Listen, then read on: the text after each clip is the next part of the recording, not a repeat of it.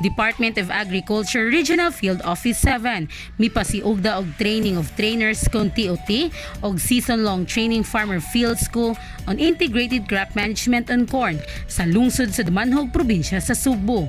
Ang TOT milungtad og 4 ka buwan. Gisalmutan kini og 30 ka mga corn technician. Kini maong training ilang kuban kani sa tibuok kinabuhi sa corn gikan sa pag-andam sa yuta ngadto sa pagtugas o pagdumala sa tanom ingon man sa pagdumala sa lain-laing testing ang mga taki niini. Bitun-an o sa binhi ang lain-lain klase sa binhi aron mahibaw-an nato kung asa gyud sa maong mga binhi ang mas malambuon sa pagpanguma.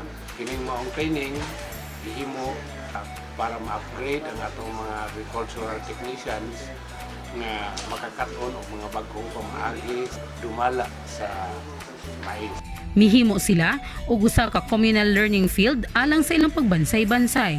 So amo ning giugmad gaaysa mi kada semana mi pagkuha sa mga datos pananglitan itason sa tanom, gilapdon sa dahon, gidaghanon sa dahon, ang paggawas sa banay pila man ka adlaw. So tanan among gistudyohan gikan sa gamot sa mais hantod sa pinakatumoy sa banay. Samtang nagpadayon ng TOT, gipahimo usab sila og 5 ka farmer field school din ilang gihatag ang teknolohiya nga ilang nakatunan direkta ngadto sa mga mag-uuma. So naami 5 ka barangays nga gi-identify ang Masa, ang Kambanog, ang Kabatbatan, ang Panlaad o ang Kugon. So tanan gyud namong nahisgutan dinhi sa among TOT among gi-apply dito. Naasad mi identified or mga tagsa-tagsa na mo ka mga treatment. Gipakita dito ang ilang naandang pamaagi versus sa mga binag-o nga pamaagi sa pagmaisan. Nami gi-introduce nga OPV, nami gi-introduce nga mga hybrid aron makumpara nila. Pareha gyapon sa pagdumala sa sakit og dangan, nag-introduce mi og trichogramma, kadtong earwig o katong pagkuha sa banay kun ditasiling. Napasalamaton kayo mi nga naabot ang FFS diri sa among barangay Kugon og ang among gamay nga nakatunan sa una nadugangan pa jud.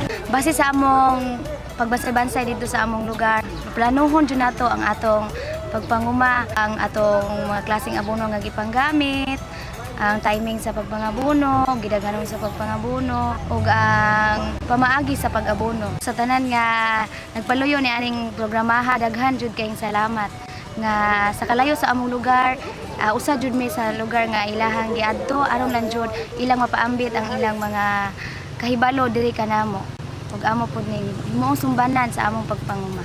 Dungan nga gipahigayon ang graduation sa 30 ka mga trainers ug moabot 200 ka FFS participants.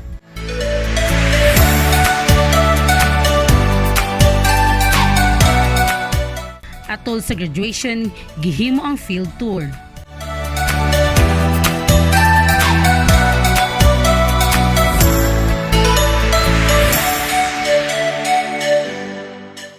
Karon kulang gyud kaayo ang atong supply sa mais.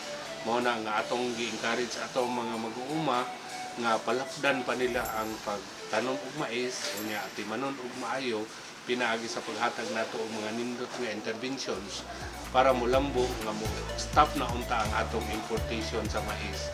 Daghan sa atong mga technicians nga nakadawat na usab ang ilang local government units ug lain-lain atong intervention sa atong mais.